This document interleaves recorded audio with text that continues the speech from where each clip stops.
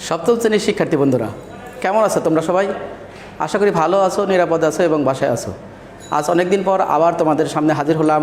আমি আমির হোসেন, সহকারী শিক্ষক, Ahmed Bawani academy school and college. হ্যাঁ, এই করোনাকালীন সময়ে তোমরা বাসায় থেকে অবশ্যই তোমাদের পড়াশোনাটা নিয়মিত চালিয়ে যাবে। আর এই অনলাইন ক্লাসগুলো তোমাদের সামনে উপস্থাপন করতে পারছি, যার সুদর্শন চিন্তা ভাবনার ফল সে হলো আমাদের অধ্যক্ষ মোশাররফ হোসেন মুকুল স্যার এবং শিফট ইনচার্জ বিন্দু। তাদের এই কলাকৌশল এবং সুচিন্তিত পদক্ষেপে আমরা তোমাদের সামনে প্রতিবারই অনলাইন ক্লাস নিয়ে উপস্থিত হচ্ছি। তারই ধারাবাহিকতায় আজকেও একটি ক্লাস। আজকে তোমাদের ক্লাসটা আমি নিব জ্যামিতি অর্থাৎ ত্রিভুজের উপর। দেখো, আমরা যে জিনিসটা আজকে শিখবো সেটা আমি বোর্ডে লিখে রেখেছি। দেখো, উপপাদ্য 3। এখানে তোমাদের বইয়ের যে পেজ নাম্বার 132 পেজে একটা উপপাদ্য আছে তোমাদের 3, সেই উপপাদ্য 3টা শিখব। উপপাদ্য 3টা কি আছে? কোনো ত্রিভুজের একটি কোণ অপর একটি কোণ অপেক্ষা বৃহত্তর হলে বৃহত্তর কোণের বিপরীত বাহু ক্ষুদ্রতম কোণের বিপরীত বাহু অপেক্ষা বৃহত্তর। কথাগুলো একটু তোমার কাছে এলোমেলো লাগতে পারে, আমি একটু সহজ করে দিব। তার আগে বলি, দেখো আমি কিন্তু উপরে উপপাদ্য 3 লিখে রেখেছি।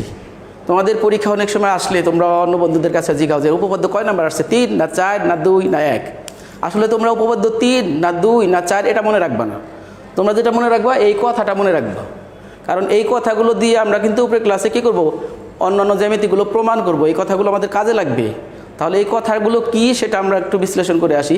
তার আগে আমরা যেহেতু আজকে এই যে উপপাদ্যটা লিখেছি এটা ত্রিভুজ সম্পর্কিত, তাহলে ত্রিভুজে কী কী জিনিস থাকে সেটা একটু দেখে নিই। প্রথমে মনে করো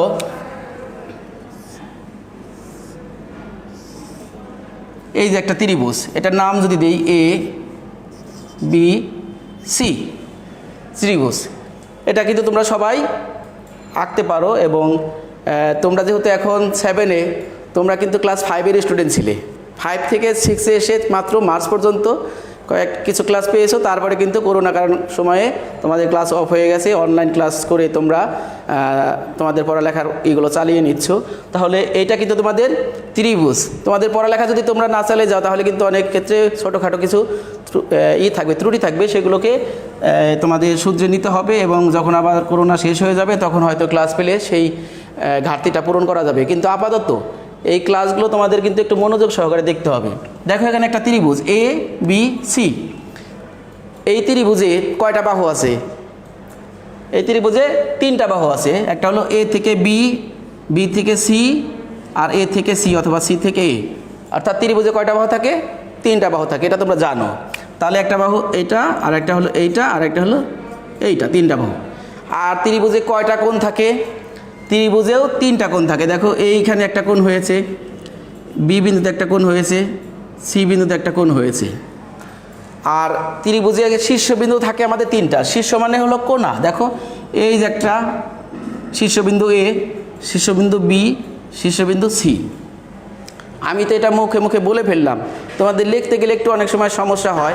দেখো, আমি যদি বলবো বাহুর দৈর্ঘ্য বলি, তাহলে এ থেকে বি, এইটা হলো এ বি বাহুর দৈর্ঘ্য।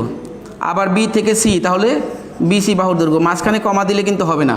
এটা হলো এ বি বাহুর দৈর্ঘ্য, এটা বিসি বাহুর দৈর্ঘ্য, আর এটা হলো এসি বাহুর দৈর্ঘ্য। এভাবে বাহুর দৈর্ঘ্য দিলে মাঝখানে কী করা যাবে না, কমা দেওয়া যাবে না, ঠিক আছে? তাহলে এ বি, এ থেকে বি, বিসি, বি থেকে সি, এসি, এ থেকে সি, এ হলো আমাদের বাহুর দৈর্ঘ্য। তোমরা এটা পারো। আর একটা জিনিস তোমাদের লিখতে হয়, সেটা হলো কোণ। কোণটা আমরা কীভাবে লিখবো? দেখো, যদি এই কোণটা বোঝাতে চাই তাহলে কীভাবে লিখবো? এরকম একটা কোণের চিহ্ন দিতে হবে, এ বি সি। এই যে এ বি সি লিখলাম, এখানে কোণ কোথায় সৃষ্টি হয়েছে? তোমরা একটু খেয়াল করবা যে মাঝখানে যে বিন্দুটা আছে বি বিন্দু, অর্থাৎ বি বিন্দুতে এই কোণটাকে নির্দেশ করেছে। বি বিন্দুতে কোণ সৃষ্টি হয়েছে। আমি যদি তোমাকে সি কোণটা লিখতে বলি তাহলে তুমি লিখবে কোণের চিহ্নটা দিয়ে এ সি বি, অর্থাৎ যে কোণটাকে আমি বলতে বলবো সেই কোণটা তোমার কী হবে? সেই বিন্দুটা মাঝখানে থাকবে। এখন যদি আমি এ কোণটাকে তোমাকে বলতে বলি যে এই কোণের নাম কি হবে, তাহলে তুমি নিশ্চয় বলতে পারবে। কি বলতে পারবে? দেখো, বি এ সি। আবার কেউ যদি এভাবে বলো সি এ বি, তাও কিন্তু হবে, কিন্তু যেটা তোমার কাছে সুন্দর লাগে B A C, B A C, এভাবে লিখলে তোমার হবে। এই কোণের চিহ্ন কিন্তু তুমি অবশ্যই দিবে। কোণের চিহ্ন যদি না দাও তাহলে কিন্তু আমাদের এটা কি হবে না, কোণ বোঝাবে না। এটা তিনটে বিন্দুর সমষ্টি বোঝাচ্ছে, এটা কিন্তু কোণ বোঝাবে না। এখানে ত্রিভুজ চিহ্ন বা কোণের চিহ্ন, আমাদের যেহেতু কোণ নিয়ে আলোচনা করছি এই কারণে কোণের চিহ্ন দিতে হবে কিন্তু। তবে তোমাদের আরেকটা কথা বলে রাখি, দেখো আমরা অনেক সময় এরকম দেখো বি বিন্দুতে কোণ সোজা, এরকম সোজা বি বিন্দুতে এরকম কোণ চিহ্ন দেই, ব্যবহার করি। তুমি বইতে অনেক ক্ষেত্রে পাবে তোমরা সহজে বি, এইখানে সি বিন্দুতে কোণ হয়েছে এইভাবে সি, এখানে এ বিন্দুতে কোণ হয়েছে এভাবে এ, এভাবেও কিন্তু অনেক ক্ষেত্রে লেখা থাকে। তবে এখানে একটা বিষয় মনে রাখতে হবে, যখন দেখো আমি এখানে বলি এ বি সি, এখানে বি বিন্দুতে কয়টা কোণ আছে? একটা কোণ, বি বিন্দুতে একটা কোণ এ বি সি, তাহলে আমি কোণ এ বি সি এটা লিখতে পারবো। যদি এখানে দুইটা ভাগে ভাগ করা থাকে কোণটা, ধরলাম এ বি, এটা ডি, এ বি ডি একটা কোণ, এটা একটা কোণ, এবং ডি বি সি এটা আর একটা কোণ। তো দুইটা কোণ থাকলে তখন আমি শুধু বি লিখতে পারবো না, কারণ শুধু বি লিখলে আমি উপরের অংশ বোঝাচ্ছি না নিচের অংশ বোঝাচ্ছি এটা কিন্তু ক্লিয়ার হবে না। এই কারণে তুমি কোণ লেখার ক্ষেত্রে অবশ্যই পুরোটা লিখবা, পুরোটা লিখলে তোমার আর এই জটিলতা থাকবে না। এবার আসে আমরা মূল পয়েন্টে চলে যাই, এগুলো তোমরা পারো, তোমাদের একটু বলে নিলাম এই কারণেই যেহেতু তোমরা অনেক দিন নিজেরা চেষ্টা করছো, অনেক ত্রুটি থাকতে পারে, আশা করি এখন আর সেই বিষয়টা থাকবে না। এবার আমরা যে কাজ করব সেটার চলে যাই। কোনো একটি ত্রিভুজের একটি কোণ অপর একটি কোণ অপেক্ষা বৃহত্তর হলে, অর্থাৎ এমন একটা ত্রিভুজ থাকবে যে ত্রিভুজের একটা কোণ অপর একটি কোণ অপেক্ষা বড় হবে। তাহলে আমরা এরকম একটা চিত্র যদি আঁকি, একটা ত্রিভুজ আঁকবো, যে ত্রিভুজের কয়টা কোণ থাকে বলো তো? একটু আগে কিন্তু বলেছিলাম ত্রিভুজের কয়টা কোণ থাকে? তিনটা। ত্রিভুজের বাহু থাকে কয়টা? তিনটা। শীর্ষবিন্দু তিনটা। কিন্তু এখানে কিন্তু বলা আছে দুইটার কথা, কোনো একটি ত্রিভুজের একটি কোণ অপর একটি কোণ অপেক্ষা বৃহত্তর হলে, এই দুইটার মধ্যে আমরা কম্পেয়ার করব। তাহলে আমরা একটা ত্রিভুজ আঁকি।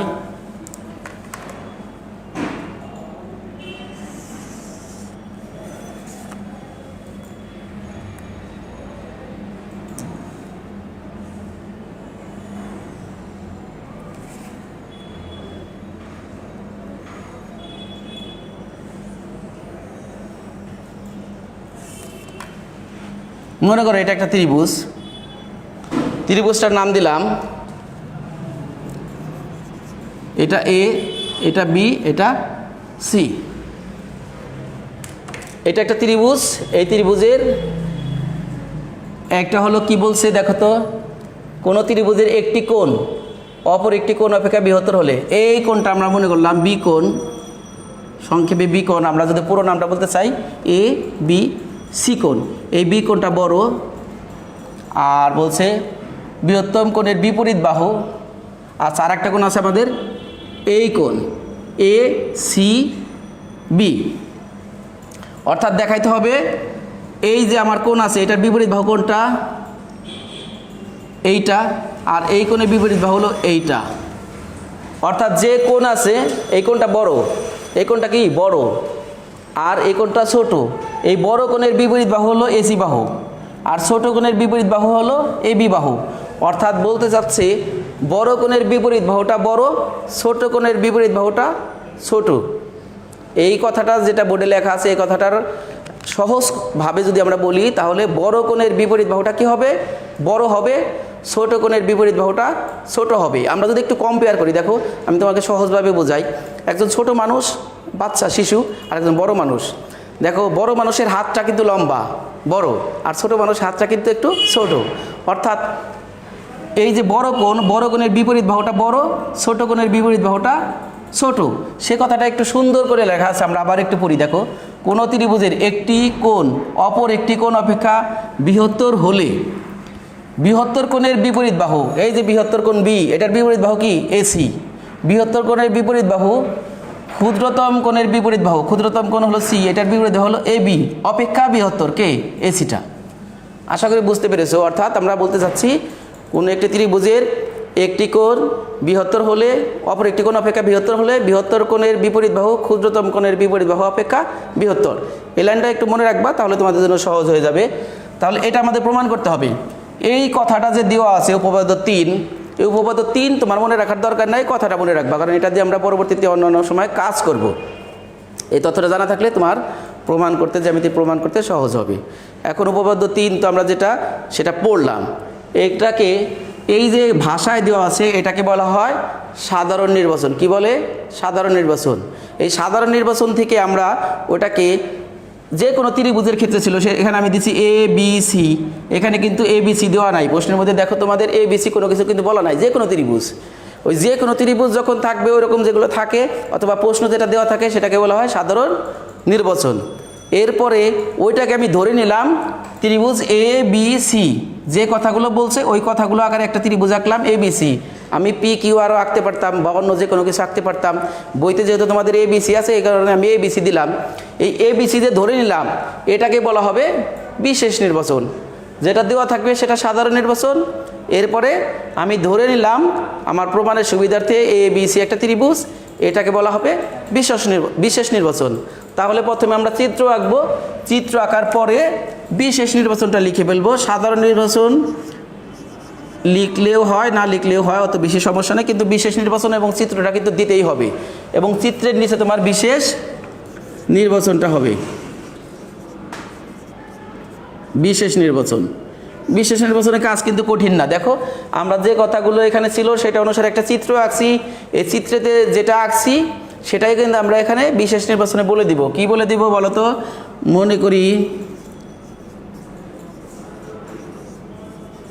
মনে করি ত্রিভুজ, এটা কিন্তু ত্রিভুজের চিহ্ন, ঠিক আছে? ত্রিভুজ এ বি সি এর, ত্রিভুজ এ বি সি এর একটা কোণ বড় আছে, তাই না? আমাদের প্রথমে কিন্তু বলছি একটা কোণ বড়, একটা কোণ কোনটা বড়? বি কোণটা। তাহলে আমরা লিখব ত্রিভুজ এ বি সি এর বি কোণটা বলতে চাইলে বলতে হবে এ বি সি অথবা সি বি এ। কিন্তু আমরা যেহেতু সুন্দর লাগে যেটা সেটা বলবো এ বি সি। মনে করি এই ত্রিভুজটার মধ্যে এই কোণটা বড়, এই যে হলো বড়র চিহ্ন, এটা মাঝখান থেকে এরকম হয়। আর একটা কোণ আছে কি আমার এ সি বি, অর্থাৎ এ সি বি থেকে এ বি সি কোণটা বড়, এটা প্রথমে আমার বলা ছিল।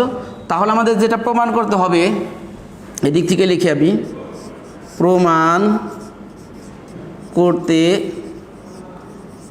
হবে যে, প্রমাণ করতে হবে কি প্রমাণ করতে হবে বলো তো?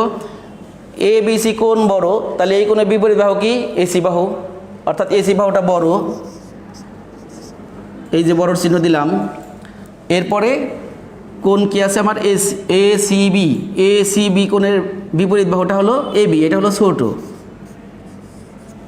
দেখো তোমাদের এখানে অনেক সময় এ বি আগে হবে না এসি আগে হবে, এরকম যদি তোমাদের একটু সমস্যা হয়, তোমরা যে জিনিসটা দেখবা, দেখো এখানে এ বি সি মাঝখানে বিন্দুটা বাদ দিলে কিন্তু বাহু পাওয়া যায়। দেখো এ বি সি কোথায় কোণ হয়েছে? বি বিন্দুতে। তাহলে আমি বি বিন্দুটা যদি বাদ দিই তাহলে আমি বাহুটা অর্থাৎ এই কোণের বিপরীত বাহুটা পেয়ে যাব এ বি সি। তাহলে কোণ হয়েছে আমার বি বিন্দুতে। এই বি বিন্দুটা যদি আমি বাদ দেই, কোণের চিহ্নটা বাদ দেই, তাহলে এর বিপরীত বাহুটা অর্থাৎ এ বি সি এর বিপরীত বাহু এসিটা পেয়ে যাবো, এই যে এসি।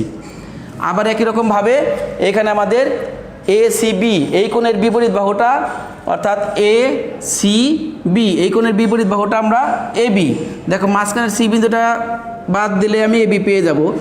অর্থাৎ আমি মনে করছি যে তোমরা এই ভুলটা আর কখনো করবে না, কারণ কোণের মাঝখানের বিন্দুটা যদি বাদ দেয়, কোণের চিহ্নটা বাদ দেয়, তাহলে বিপরীত বাহু পাওয়া যায়। বিপরীত বাহুটা বড়, মানে এইটার বিপরীত বাহু এটা বড়, আর এই কোণ যেহেতু ছোট, এই কোণের বিপরীত বাহু এটাও ছোট হবে, এটা আমরা প্রমাণ করব। তাহলে দেখো আমাদের কথাই ছিল, এখন আমরা ধরে নিলাম এ বি সি ত্রিভুজ ধরে নিলাম। এটা আমরা পি কিউ দিয়ে বা অন্য এক্স ওয়াই জেড দিয়েও কিন্তু করতে পারতাম, বইয়ের সাথে সামঞ্জস্য রেখে আমরা এ বি দিয়ে করব। তোমরা যদি বেশি প্র্যাকটিস করতে চাও পি কিউ দিয়ে অথবা এক্স ওয়াই জেড দিয়েও করতে পারো, তবে এটা আগে করে নিবে, কারণ এটা আগে করে নিলে তোমাদের মাথার ভিতরে একটা বোঝার দক্ষতা চলে আসবে, তারপর তুমি পরিবর্তন করে শিখতে পারবে। তাহলে আমরা এটা প্রমাণ করব। প্রমাণ করার পর এখন আমরা প্রমাণে চলে যাব। আচ্ছা, প্রমাণে তোমাদের বইয়ের মধ্যে ঘর করা নাই, একটু ঘর করে দিলে জিনিসটা সুন্দর লাগবে। তোমরা যারা একটু ভালো মার্ক পেতে চাও একটু বক্স করে দিবে, বক্স করে দিলে দেখতে সুন্দর লাগবে। এভাবে দুইটা ভাগে ভাগ করবে, এক ভাগে থাকবে ধাপ, মানে কি কি ধাপে আমরা জিনিসগুলো প্রমাণ করব। আর এক ভাগে থাকবে কারণ, এই কারণটার ভালো শব্দ যথার্থতা। যথার্থতা মানে হলো যে ধাপগুলো, যে যুক্তিগুলো দিব, যুক্তিগুলোর সঠিকতা, কারণগুলো আমরা এখানে লিখব। এখানে কত পর্যন্ত লেখা দেখা যায়। যাই হোক, প্রথমে আমাদের 1 নম্বর ধাপের মধ্যে আমরা বলবো, 1 নম্বর ধাপে যদি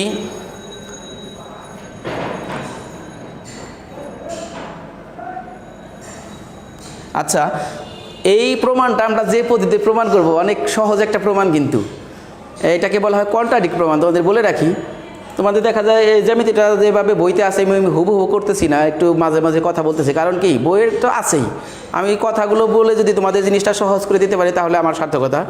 দেখো, এটা হলো কন্ট্রাডিক্ট প্রমাণ। প্রমাণ 3 ভাবে করা হয়, তোমরা যখন উপরে ক্লাসে উঠবে তখন দেখবে, শিখবে, 9, 10-এ আছে। প্রমাণ 3 ভাবে করা হয়, গাণিতিক আরোহী, অবরোহী, আর হলো কন্ট্রাডিক্ট অর্থাৎ বিরোধ পদ্ধতি।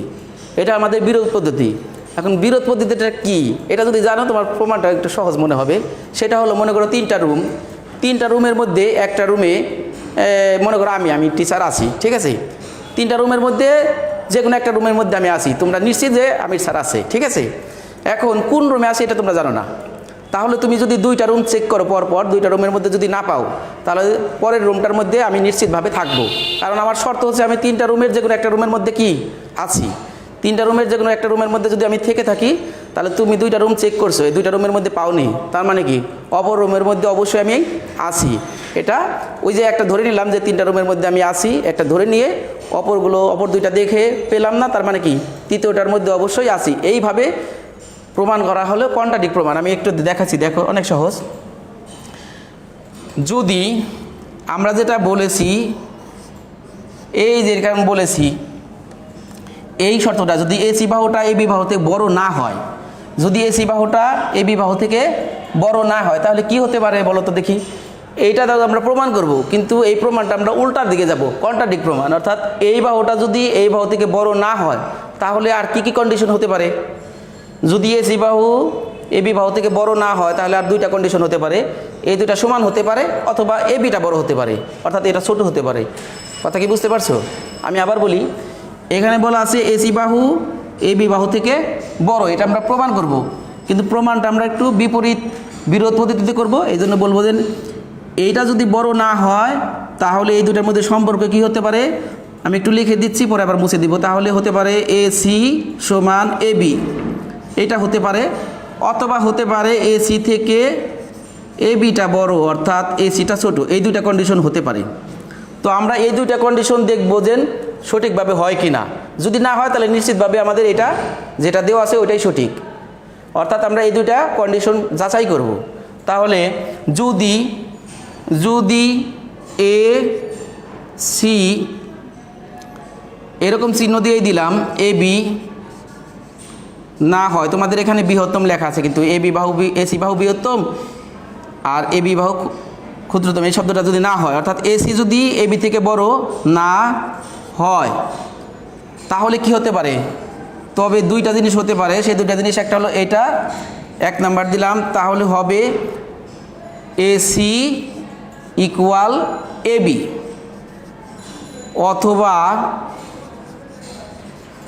অথবা এসি স্মলার দেন এবি।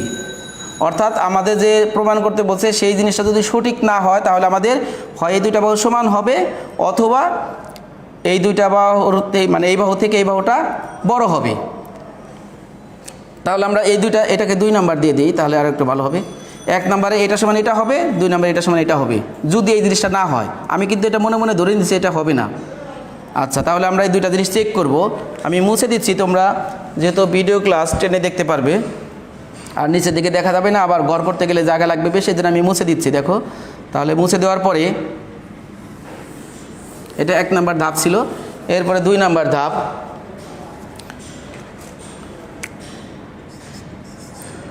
যদি এই অংশটা কিন্তু আমাদের এখানে লাগবে না, ঠিক আছে, এটা আমার কাজের সুবিধার্থে লিখে রাখছি। যদি 1 নাম্বার যেটা ছিল আমাদের কন্ডিশন, এ সি সমান এ বি হয়, যদি A C R A B বাহু সমান হয়, তোমাদের একটু আগে বলছিলাম যে বড় কোণের বিপরীত বাহুটা বড়, ছোট কোণের বিপরীত বাহুটা ছোট, এটা আমরা প্রমাণ করব। কিন্তু বাহু দুটো যদি সমান হয় তাহলে তাদের বিপরীত কোণ দুটাও কিন্তু সমান হবে হয়, তবে যে দুইটা বাহু সমান তাদের বিপরীত কোণ, এসি বাহুর বিপরীত কোণ কোনটা? এ বি সি সমান এই বাহুর বিপরীত কোণ কোনটা? A C B. এই দুইটা কোণ সমান হবে। বাহু দুটো যদি সমান হয় কোণ দুটো সমান হবে। কারণ কি? কারণ হলো ভূমি সংলগ্ন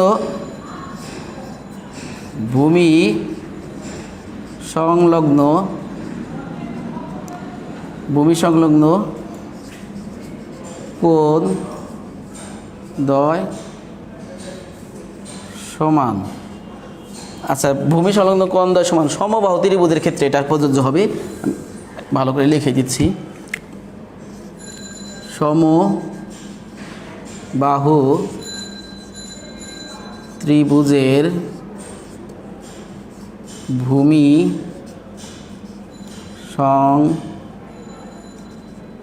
সংলগ্ন কোণ দ্বয় সমান। সহজ কথা হলো কোনো ত্রিভুজের দুটো বাহু যদি সমান হয় তার বিপরীত কোণ দুটিও সমান হবে। কিন্তু বিপরীত কোণ দুটি যে সমান হবে, এই বাহু দুটো সমান হতে গেলে কোণ দুটো সমান হবে, কিন্তু কোণ দুটার মধ্যে কিন্তু এটা বড় এটা ছোট বলা আছে আমাদের। তাহলে আমি কোণ দুটো সমান তো মেনে নিতে পারি না, যেহেতু আমার এই কোণটা বড় এই কোণটা ছোট বলা আছে, এটা মেনে নিয়ে আমার বাকিটা প্রমাণ করতে হবে। তাহলে এটা বড় এটা ছোট, কিন্তু আমাদের এই বাহু দুটো যদি সমান হতে হয় তাহলে এই কোণটা আর এই কোণটা সমান হতে হয়, কিন্তু এটা তো আমরা মেনে নিতে পারি না, কারণ আমরা কন্ডিশন দিয়ে দিয়েছি। এটা কিন্তু আমার মেনে নিতে হবে। মেনে নেওয়ার পরে এই দুইটা কোণ সমান এটা মানা সম্ভব না। তাহলে এটা কি? প্রদত্ত শর্ত বিরোধী। প্রদত্ত যেটা দেওয়া আছে আর কি, প্রদত্ত শর্ত বিরোধী, অর্থাৎ আমাদের যে তথ্যটা দেওয়া আছে ওই তথ্য বিরোধী। যদি এইটার সমান এটা না হয়, এটা সমান এটা হয়, তাহলে তো এই যে এই কন্ডিশনটা আমাদের ঠিক থাকবে না। এই কন্ডিশন যেহেতু আমাদের ঠিক ধরে রাখতে হবে, তাহলে এইটার সমান এটা হতে পারে না, কারণ শর্ত বিরোধী। শর্ত বিরোধী মানে কিন্তু এই যে এই কথা বিরোধী, এই লাইনটার বিরোধী, কারণ এটা তাহলে আমাদের গ্রহণযোগ্য না। এরপর আমরা আসি দ্বিতীয় স্টেপ। এই কথাটা এটার মধ্যে এবার মুছে দিচ্ছে আবারও।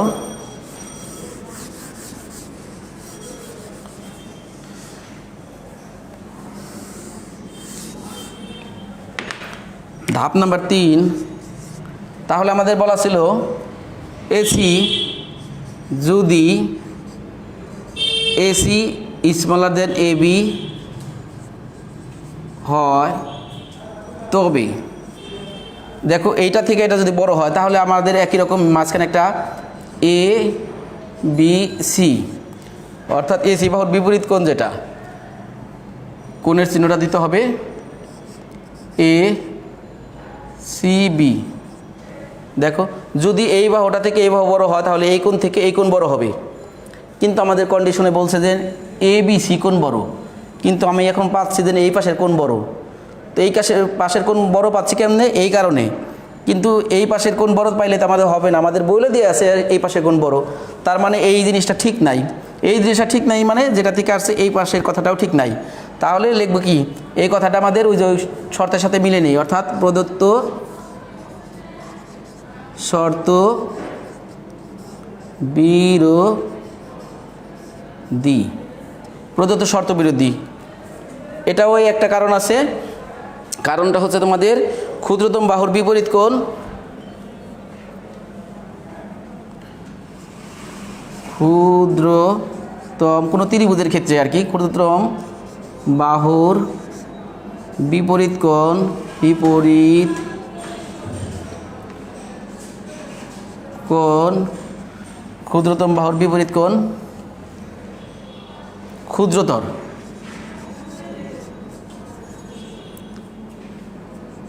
যাই হোক, এটা একটা কারণ। তাহলে দেখো আমাদের কন্ডিশন এটাও হলো না, এটাও হলো না।